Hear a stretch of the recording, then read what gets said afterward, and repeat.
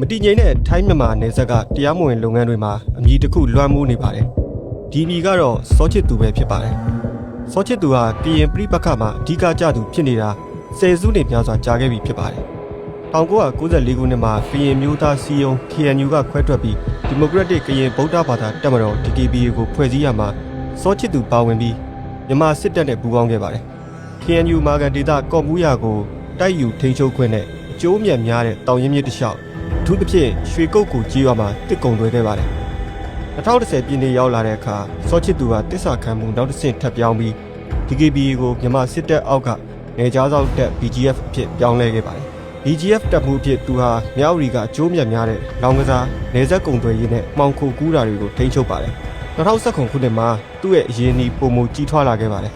တရုတ်ယင်းနှိမ့်မြုပ်နှံသူတွေရောက်ရှိလာပြီးရွှေကုတ်ကိုမြို့သစ်တိစောက်ခွင့်ရခဲ့ပါတယ်ကာစီနိုလုပ်ငန်းတွေနဲ့စိုက်ဘာလိမ်လည်မှုတွေကျေပြန့်လာပါတယ်2021ခုနှစ်မြန်မာစစ်တပ်အာဏာသိမ်းခြင်းကစောချစ်သူကိုအခွင့်အလမ်းတစ်တွေပေးပါတယ်ရွှေကုတ်ကိုတာမကအခြားကြားဖြန့်လုပ်ငန်းတွေကို BGF ထိန်းချုပ်ဒေသတလွှာဖြန့်ထုတ်လာပါတယ်ဒါပေမဲ့ကိုးကန့်ကြားဖြန့်ခေါင်းဆောင်တွေကိုမြန်မာစစ်တပ်ကဖမ်းဆီးပြီးတရုတ်နိုင်ငံကိုလက်လွဲပြောင်းခဲ့ပြီး2024ခုနှစ်ဇန်နဝါရီလမှာစောချစ်သူဟာ BGF ကိုမြန်မာစစ်တပ်နဲ့လူသိရှင်ကြားလမ်းခွဲကြောင်းကြေညာခဲ့ပါတယ်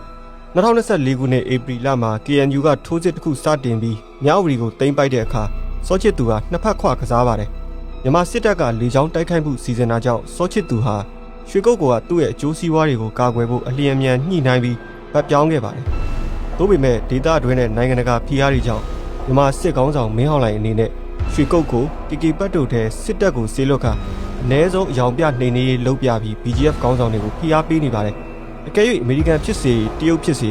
စောချစ်သူကိုလိုရှိတယ်လို့ထုတ်ပြန်တောင်းဆိုခဲ့ရင်မင်းဟောင်းလှိုင်အနေနဲ့ဖမ်းဆီးပြီးအဆိုင်မတော်လွှဲပေးပွဲရှိနေပါတယ်။စောချစ်သူဘယ်ပြေးမလဲဆိုတာကိုတော့စောင့်ကြည့်ရမှာဖြစ်ပါတယ်ခင်ဗျာ။